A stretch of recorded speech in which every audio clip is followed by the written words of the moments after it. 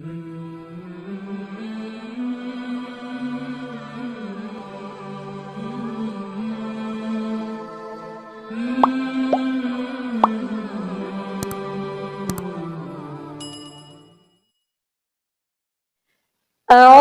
بالله من الشيطان الرجيم.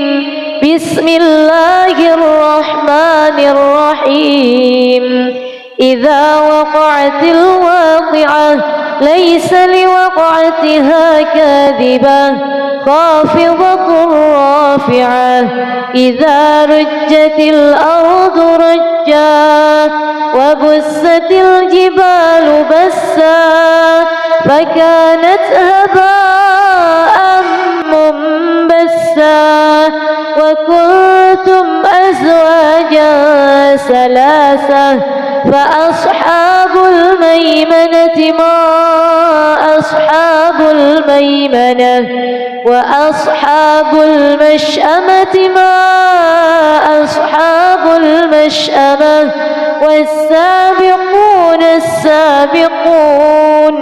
أولئك المقربون في جنات النعيم. ثلة من الأولين وقليل من الآخرين على سرر موضونة متكئين عليها متقابلين. يطوف عليهم ولدان مخلدون بأكواب وأباريق وكأس من معين لا يصدعون عنها ولا ينزفون وفاكهة مما يتخيرون ولحم طير مما يشتهون وحور عين كأمثال اللؤلؤ المكنون جزاء بما كانوا يعملون. لا يسمعون فيها لغوا ولا تأثيما إلا قيلا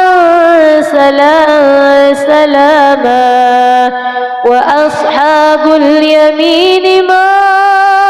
أصحاب اليمين في سدر مخضود وطلح ممدود وظل ممدود وماء مسكوب وفاكهة كثيرة لا مقطوعة ولا ممنوعة وفرش مرفوعة. إنا أنشأناهن إنشاء فجعلناهن أبكارا عربا أترابا لأصحاب اليمين. ثلة من الأولين وثلة من الآخرين. وأصحاب الشمال ما أصحاب الشمال في سموم وحميم وظل من يحموم لا بارد ولا كريم. إنهم كانوا قبل ذلك مترفين وكانوا يصرون على الحنث العظيم وكانوا يقولون أإذا متنا وكنا ترابا وعظاما أإنا لمبعوثون أو آباؤنا الأولون. قل إن الأولين والآخرين لمجموعون إلى ميقات يوم معلوم. ثم إنكم أيها الضالون المكذبون لآكلون من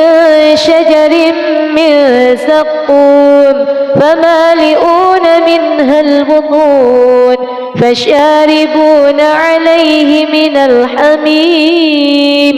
فشاربون شرب الهيم هذا نزلهم يوم الدين نحن خلقناكم فلولا تصدقون أفرأيتم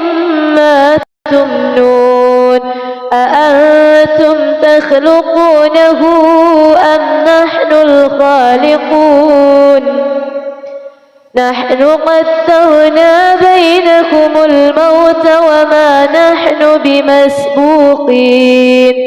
على أن نبدل أمثالكم وننشئكم فيما لا تعلمون ولقد علمتم النشأة الأولى فلولا تذكرون أفرأيتم ما تحرثون أأنتم تزرعونه أم نحن الزارعون لو نشاء لجعلناه حطاما فظلتم تفكهون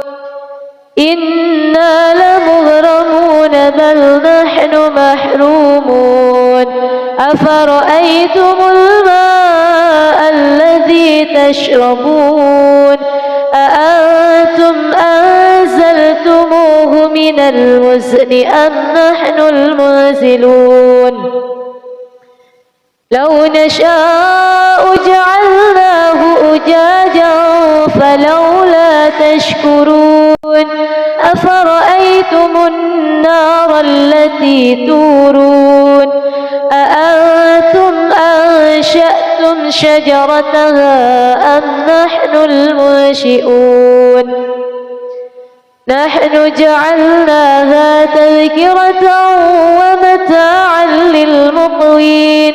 فسبح باسم ربك العظيم فلا أقسم بمواقع النجوم وإنه لقسم لو تعلمون عظيم إنه لقرآن كريم في كتاب مكنون لا يمسه إلا المطهرون تنزيل من رب العالمين أفبهذا الحديث أنتم مدهنون وتجعلون رزقكم أنكم تكذبون فلولا إذا بلغت الحلقوم وأنتم حينئذ تنظرون ونحن أقرب إليه منكم ولكن لا تبصرون فلولا إن كنتم غير مدينين ترجعونها إن كنتم صادقين فأما إن كان من المقربين فروح وريحان وجنة نعيم وأما إن كان من أصحاب اليمين فسلام لك من أصحاب اليمين وأما إن كان من المكذبين الضالين فنزل من حميم وتصلية جحيم إن هذا لهو حق اليقين فسبح باسم ربك العظيم بسم الله الرحمن الرحيم ياسين والقرآن الحكيم إنك لمن المرسلين على صراط مستقيم تنزيل العزيز الرحيم لتنذر قوما ما أنذر آباؤهم فهم غافلون لقد حق القول على أكثرهم فهم لا يؤمنون إنا جعلنا في أعناقهم أغلالا فهي إلى الأذقان فهم مقمحون وجعلنا من بين أيديهم سدا ومن خلفهم سدا فأغشيناهم فهم لا يبصرون وسواء عليهم أأنذرتهم أم لم تنذرهم لا يؤمنون إنما تنذر من اتبع الذكر وخشي الرحمن بالغيب فبشره بمغفرة وأجر كريم إنا نحن نحيي الموتى ونكتب ما قدموا وآثارهم وكل شيء أحصيناه في إمام مبين واضرب لهم مثلا أصحاب القرية إذ جاءها المرسلون إذ أرسلنا إليهم اثنين فكذبوهما فعززنا بثالث فقالوا إنا إليكم مرسلون قالوا ما أنتم إلا بشر مثلنا وما أنزل الرحمن من شيء إن أنتم إلا تكذبون قالوا ربنا يعلم إنا إليكم لمرسلون وما علينا إلا البلاغ المبين قالوا إنا تطيرنا بكم لئن لم تنتهوا لنرجمنكم وليمسنكم منا عذاب أليم قالوا طائركم معكم أئن ذكرتم بل أنتم قوم مسرفون وجاء من أقصى المدينة رجل يسعى قال يا قوم اتبعوا المرسلين اتبعوا من لا يسألكم أجرا وهم مهتدون وما لي لا أعبد الذي فطرني وإليه ترجعون أأتخذ من دونه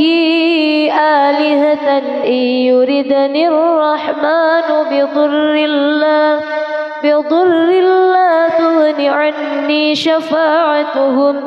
شفاعتهم شيئا ولا ينقذون إني إذا لفي ضلال مبين إني آمنت بربكم فاسمعون قيل ادخل الجنة قال يا ليت قومي يعلمون بما غفر لي ربي وجعلني من المكرمين وما أنزلنا على قومه من بعده من جند من السماء وما كنا منزلين إن كانت إلا صيحة واحدة فإذا هم خامدون يا حسرة على العباد ما يأتيهم من رسول إلا كانوا به يستهزئون ألم يروا كم أهلكنا قبلهم من القرون أنهم إليهم لا يرجعون وإن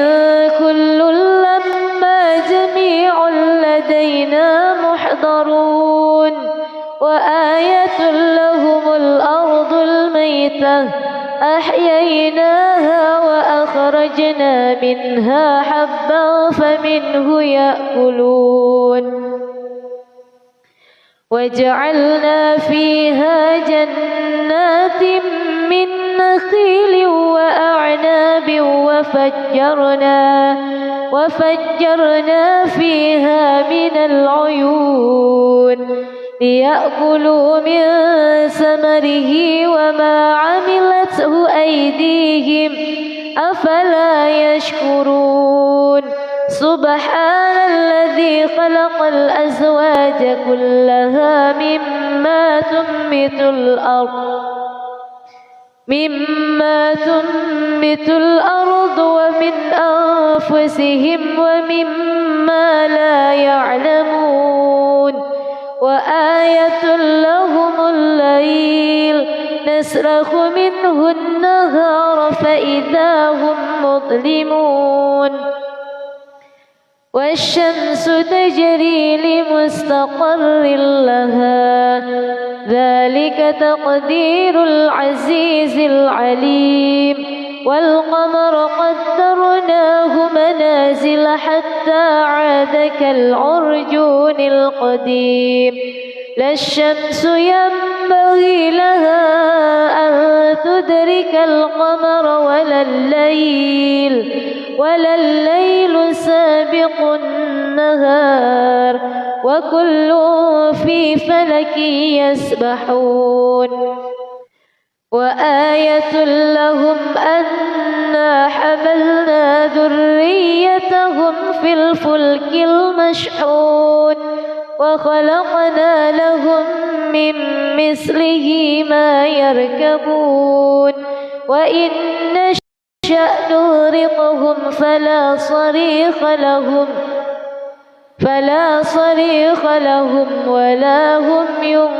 ينقذون إلا رحمة منا ومتاعا إلى حين وإذا قيل لهم اتقوا ما بين أيديكم وما خلفكم لعلكم ترحمون وما تأتيهم من آية من آيات ربهم إلا كانوا عنها معرضين وإذا قيل لهم أنفقوا مما رزقكم الله قال الذين كفروا للذين آمنوا أنطعم من لو يشاء الله أطعمه إن أنتم إلا في ضلال مبين ويقولون متى هذا الوعد إن كنتم صادقين ما ينظرون إلا صيحة واحدة تأخذهم وهم يخصمون فلا يستطيعون توصية ولا إلى أهلهم يرجعون ونفخ في الصور فإذا هم من الأجداث إلى ربهم ينسلون قالوا يا ويلنا من بعثنا من مرقدنا هذا ما وعد الرحمن وصدق المرسلون إن كانت إلا صيحة واحدة فإذا هم جميع لدينا محضرون فاليوم لا تظلم نفس شيئا ولا تجزون إلا ما كنتم تعملون إن أصحاب الجنة اليوم في شغل فاكهون هم وأزواجهم في ظلال على الأرائك متكئون لهم فيها فاكهة ولهم ما يدعون سلام قولا من رب رحيم وامتازوا اليوم أيها المجرمون ألم أعهد إليكم يا بني آدم ألا تعبدوا الشيطان إنه لكم عدو مبين وأن اعبدوني هذا صراط مستقيم ولقد أضل منكم جبلا كثيرا أفلم تكونوا تعقلون هذه جهنم التي كنتم توعدون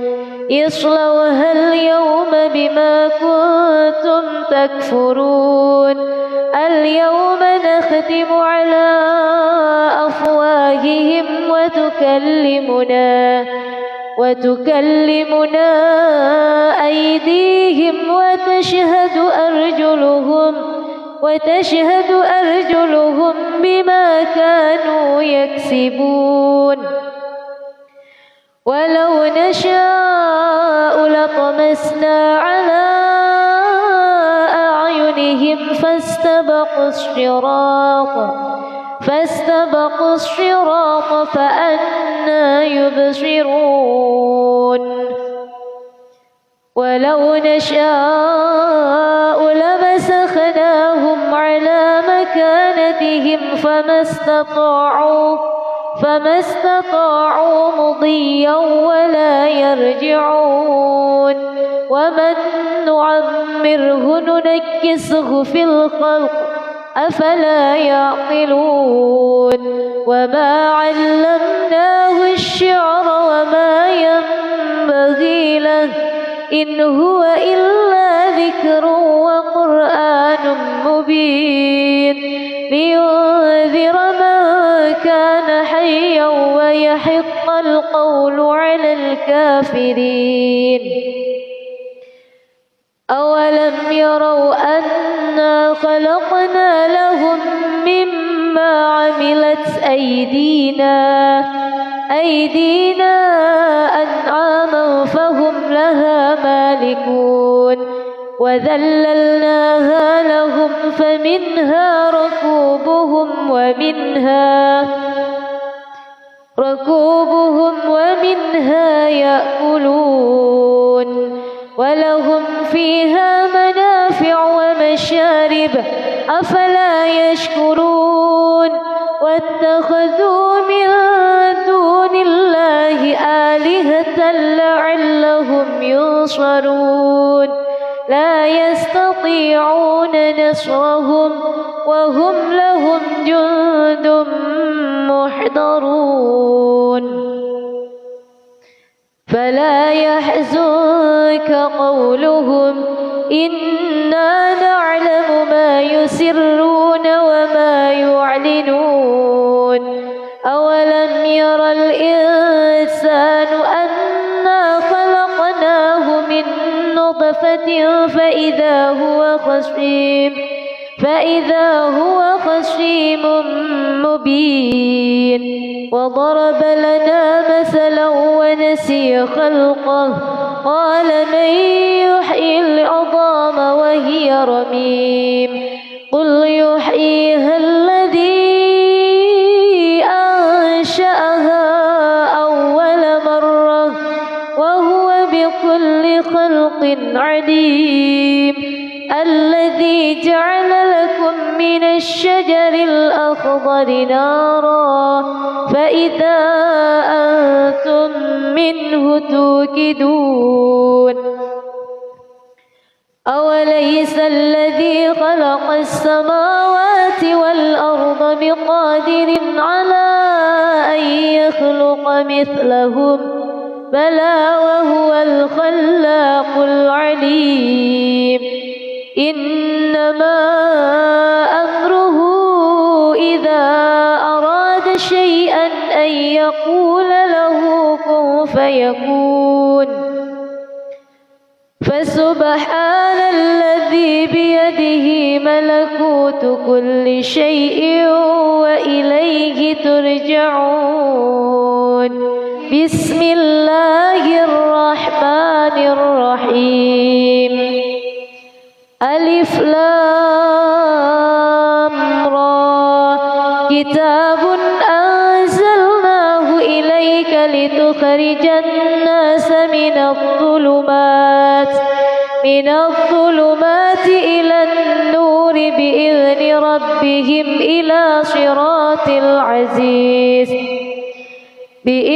ربهم إلى صراط العزيز الحميد الله الذي له ما في السماوات وما في الأرض وويل للكافرين من عذاب شديد الذين يستحبون الحياة الدنيا على الآخرة ويصدون عن سبيل الله ويبغونها عوجا أولئك في ضلال بعيد وما أرسلنا من رسول إلا بلسان قومه ليبين لهم فيضل الله من يشاء ويهدي من يشاء وهو العزيز الحكيم ولقد أرسلنا موسى بآياتنا أن أخرج قومك من الظلمات إلى النور وذكرهم بأيام الله إن في ذلك لآيات لكل صبار شكور وإذ قال موسى لقومه اذكروا نعمة الله عليكم إذ أنجاكم من آل فرعون يسومونكم سوء العذاب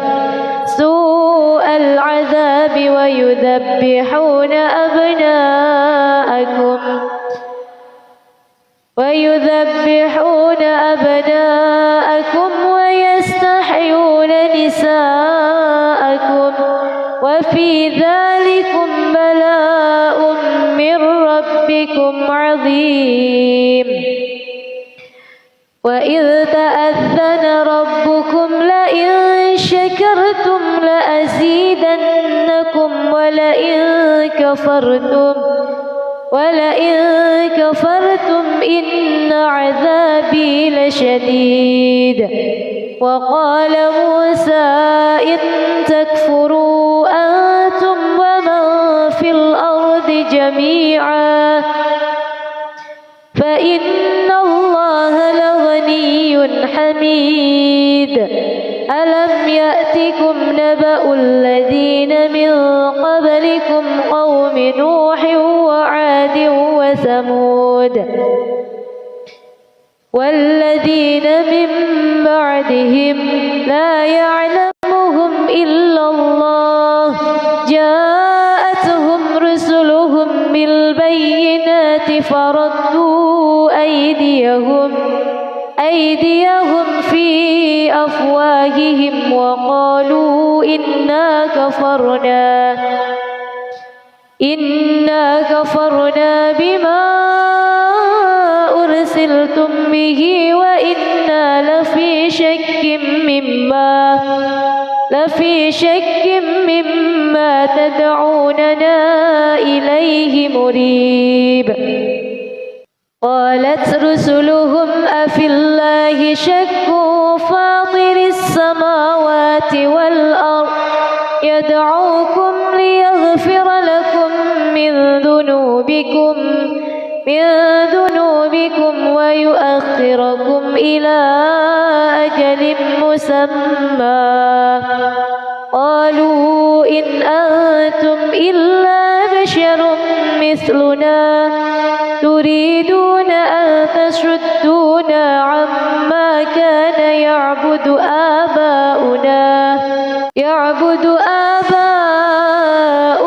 فأتونا بسلطان مبين.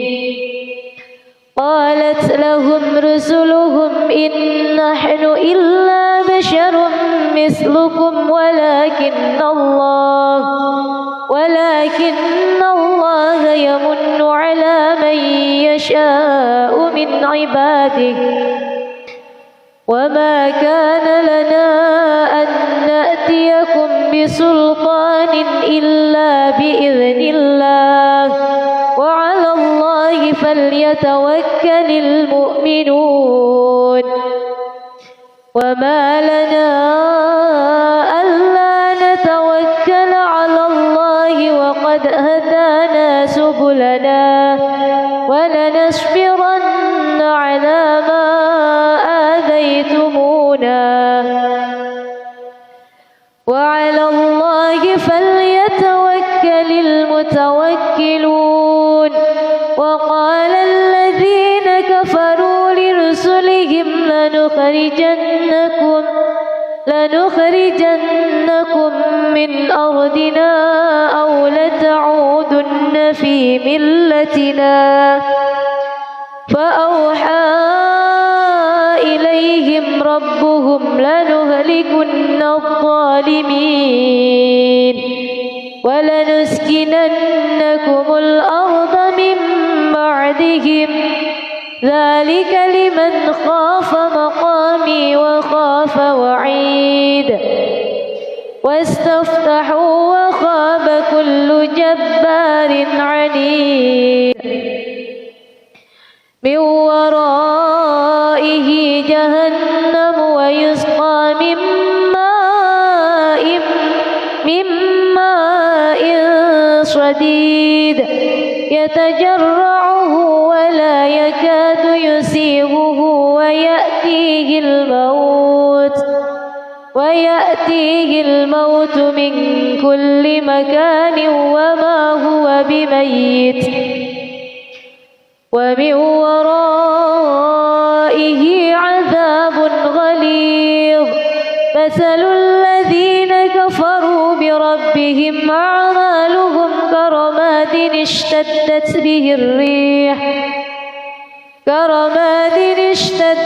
به الريح في يوم عاصف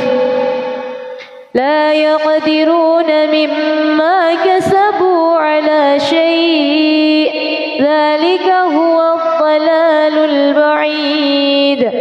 ألم تر أن الله خلق السماوات والأرض بالحق إن يشأ يذهبكم ويأتي بخلق جديد وما ذلك على الله بعزيز. وبرزوا لله جميعا فقال الضعفاء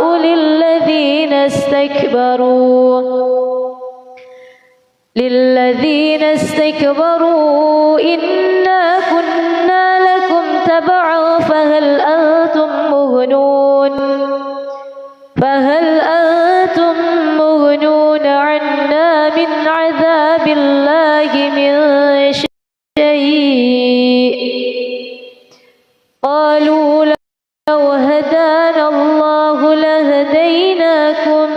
سواء علينا أجزعنا أم صبرنا لنا وقال الشيطان لما قضي الأمر إن الله وعدكم وعد الحق ووعدتكم فأخلفتكم وما كان لي عليكم من سلطان إلا أن دعوتكم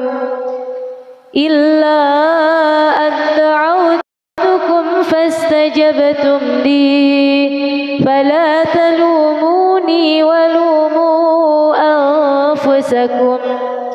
ما أنا بمصرخكم وما أنتم بمصرخي إني كفرت بما أشركتمون من قبل إن الظالمين لهم عذاب أليم وأدخل الذين آمنوا وعملوا الصالحات جنات تجري من تحتها الأنهار خالدين فيها بإذن ربهم تحيتهم فيها سلام ألم تر كيف ضرب الله مثلا كلمة طيبة كشجرة طيبة أصلها ثابت وفرعها في السماء تؤتي أكلها كل حين بإذن ربها ويضرب الله الأمثال للناس لعلهم يتذكرون ومثل كلمة خبيثة كشجرة خبيثة اجتثت من فوق الأرض ما لها من قرار يثبت الله الذين آمنوا بالقول الثابت في الحياة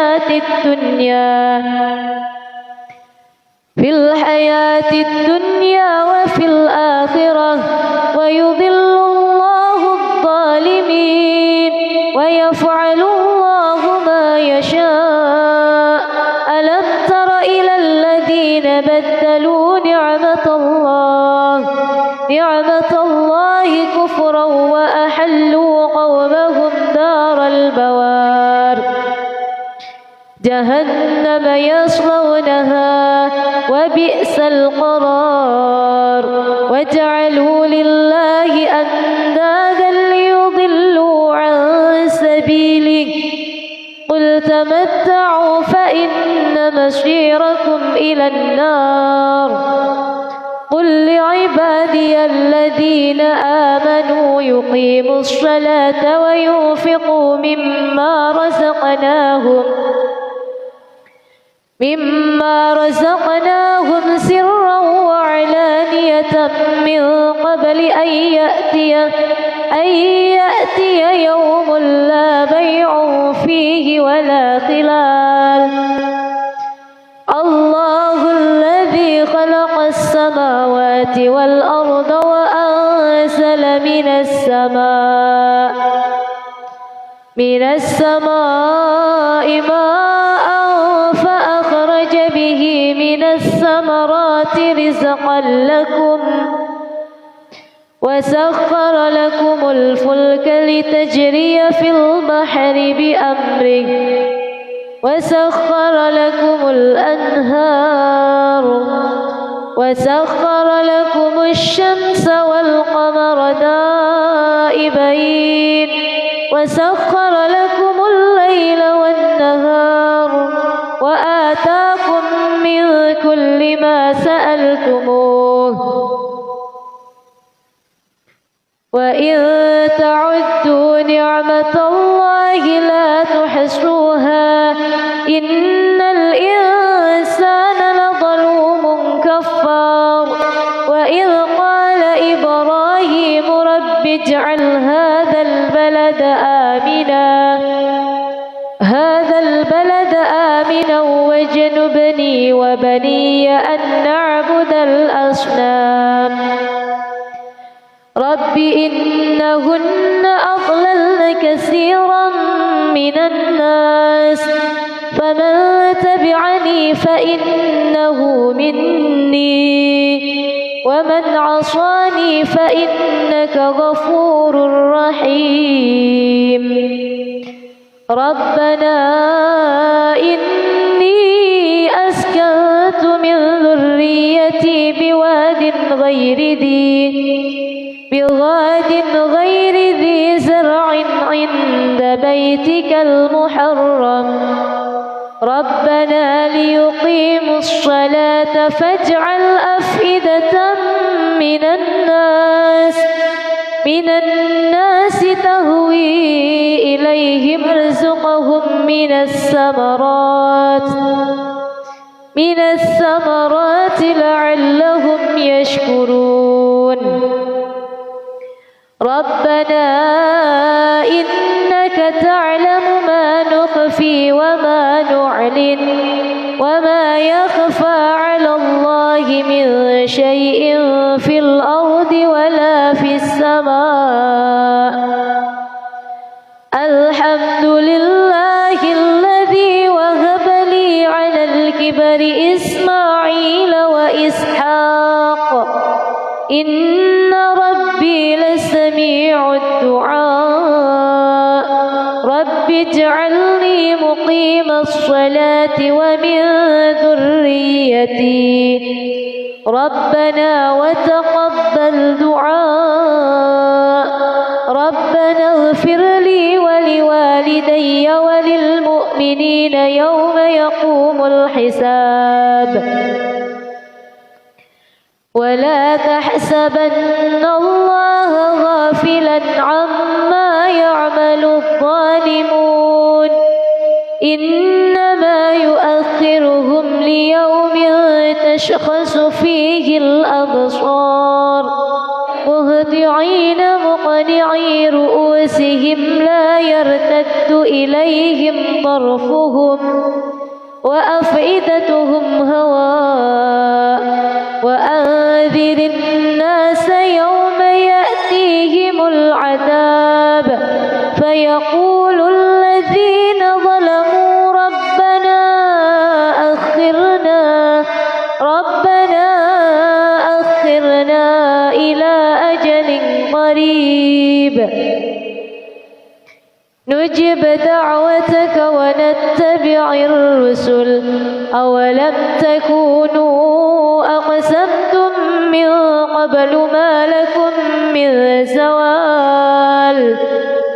وسكنتم في مساكن الذين ظلموا أنفسهم وتبين لكم كيف فعلنا بهم وضربنا لكم الأمثال وقد مكروا مكرهم وعند الله مكرهم وإن كان مكرهم لتزول منه الجبال فلا تحسبن الله مخلف وعده رسله إن الله عزيز ذو انتقام يوم تبدل الأرض غير الأرض والسماوات وبرزوا لله الواحد القهار وترى المجرمين يومئذ مقرنين في الأصفاد سرابيلهم من قطران وتغشى وجوههم النار ليجزي الله كل نفس ما كسبت إن الله سريع الحساب هذا بلاغ للناس ولينذروا به ولينذروا به وليعلموا أنما هو إله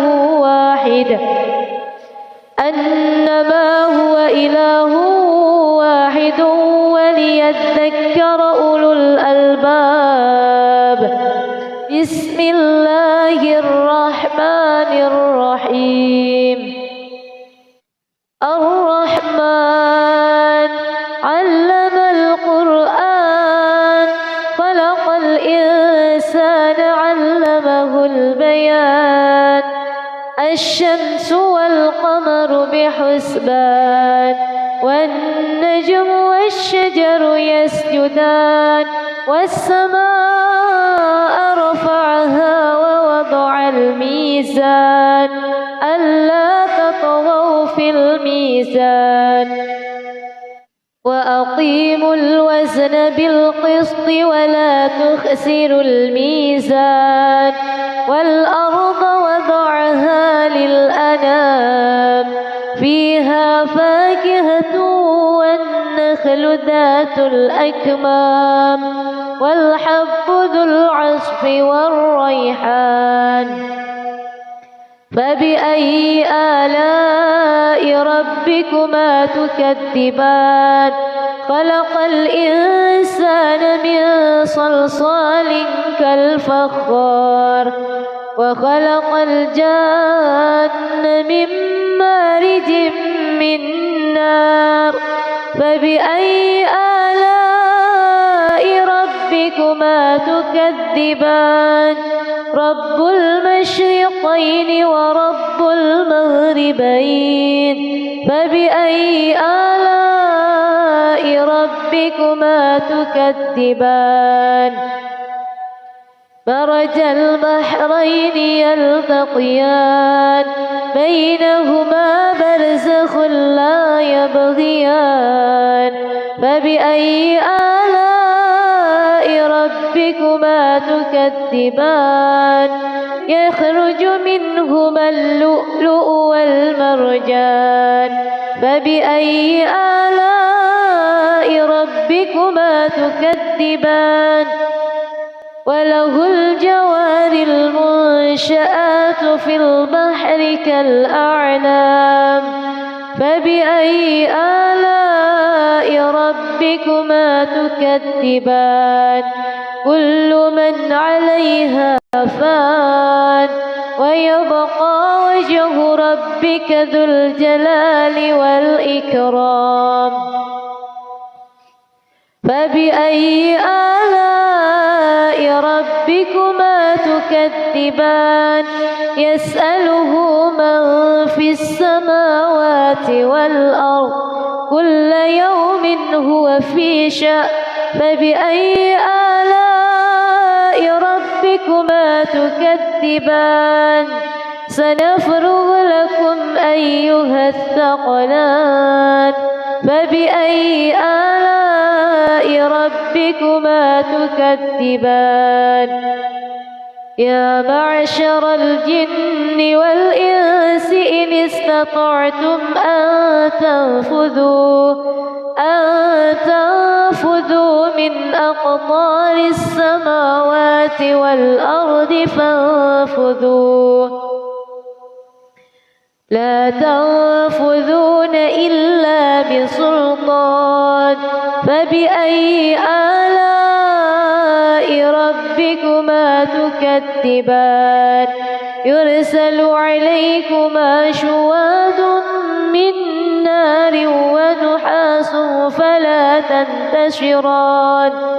فبأي آلاء ربكما تكذبان؟ فإذا انشقت السماء فكانت وردة كالدهان. فبأي آلاء ربكما تكذبان؟ فيومئذ الإنس ولا جان. فبأي آلاء ربكما تكذبان؟ يعرف المجرمون بسيماهم فيؤخذ بالنواصي والأقدام فبأي آلاء ربكما تكذبان هذه جهنم التي يكذب بها المجرمون يطوفون بينها وبين حميم آن فبأي آلاء ربكما تكذبان ولمن خاف مقام ربه جنتان فبأي آلاء ربكما تكذبان ذواتا أفنان فبأي آلاء ربكما تكذبان فيهما عينان تجريان فبأي آلاء ربكما تكذبان فيهما من كل فاكهة زوجان فبأي آلاء ربكما تكذبان فيهما من كل فاكهة زوجان فبأي آلاء ربكما تكذبان متكئين على فرش بطائنها من استبرق وجنى الجنتين دان فبأي آلاء ربكما تكذبان فيهن قاصرات الطرف لم يطمثهن إنس قبلهم ولا جان فبأي آلاء ربكما تكذبان فيهما من كل فاكهة زوجان فبأي آلاء ربكما تكذبان متكئين على فرش بطائنها من استبرق وجنى الجنتين دان فبأي آلاء ربكما تكذبان فيهن قاصرات الطرف لم يطمثهن إنس قبلهم ولا جان فبأي آلاء ربكما تكذبان كأنهن الياقوت والمرجان فبأي آلاء ربكما تكذبان هل جزاء الإحسان إلا الإحسان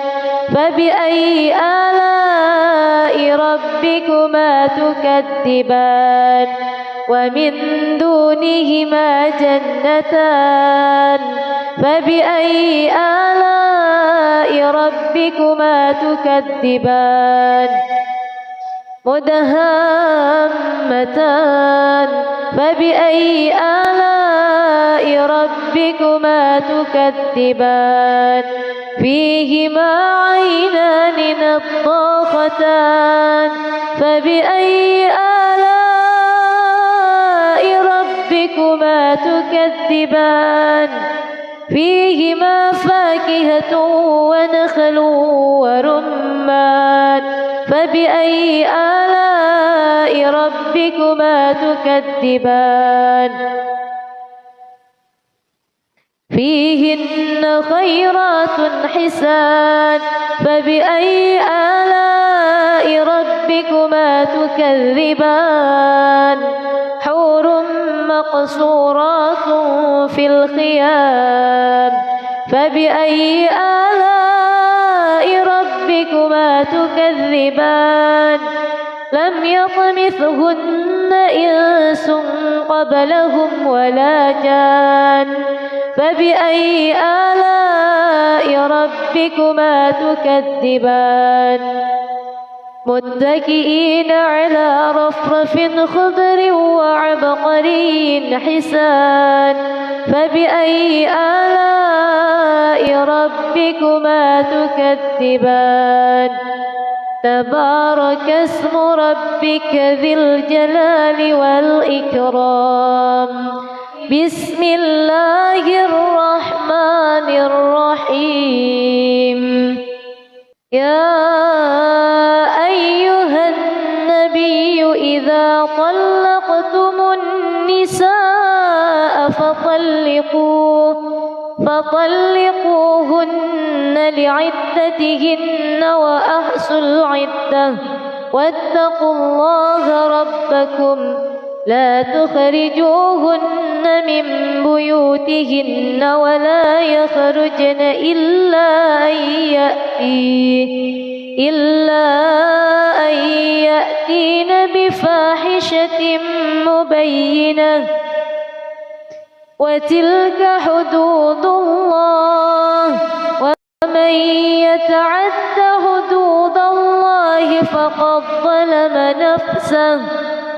لا تدري لعل الله يحدث بعد ذلك أمرا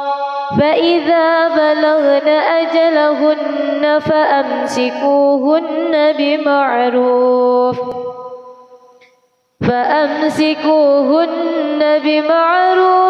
أو فارقوهن بمعروف وأشهدوا ذوي عدل منكم وأقيموا الشهادة لله ذلكم يوعظ به من كان يؤمن بالله واليوم الآخر ومن يتق الله يجعل له مخرجا ويرزقه من حيث لا يحتسب ومن يتوكل على الله فهو حسبه إن الله بالغ أمره قد جعل الله لكل شيء قدرا واللائي يئسن من المحيض من نسائكم إن ارتبتم فعدتهن ثلاثة أشهر واللائي لم يحض وأولاة الأحمال أجلهن أن يضعن حملهن ومن يتق الله يجعل له من أمره يسرا ذلك أمر الله أنزله إليكم ومن يتق الله يكفر عنه سيئاته ويعظم له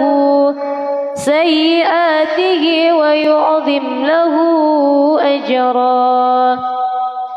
أسكنوهن من حيث سكنتم من وجدكم ولا تضاروهن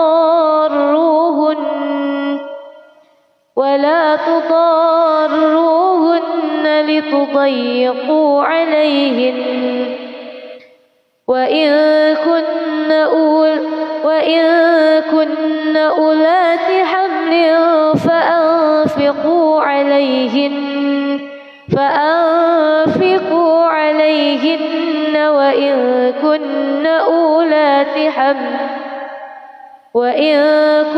أولات حمل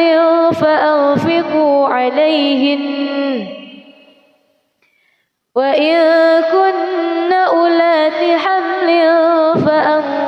فأنفقوا عليهن حتى يضعن حملهن فإن أرضعن لكم فآتوهن أجورهن وأتمروا بينكم بمعروف وإن تعاسرتم فسترضع له أخرى لينفق ذو سعة من سعته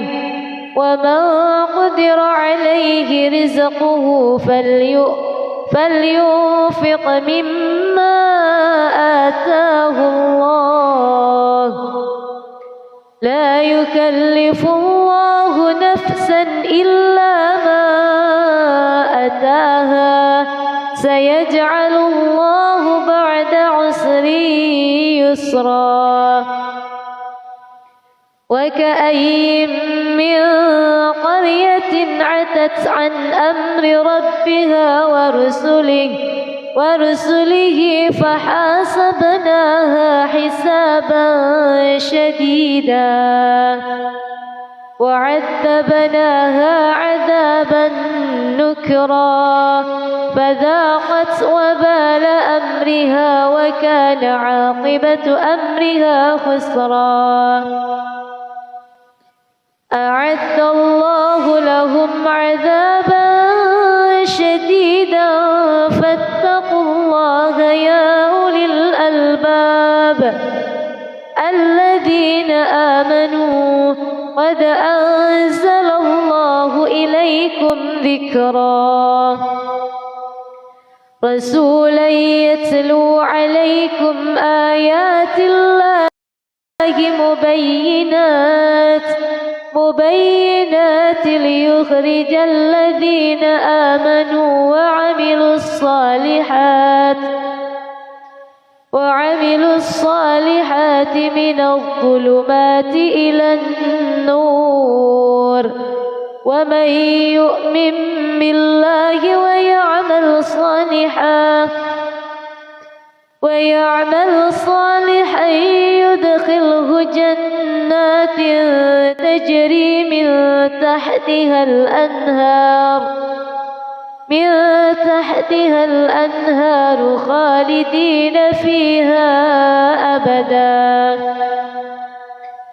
قد أحسن الله له رزقا الله الذي خلق 7 سماوات ومن الأرض مثلهن يتنزل الأمر بينهن لتعلموا أن الله على كل شيء قدير وأن الله قد أحاط بكل شيء علما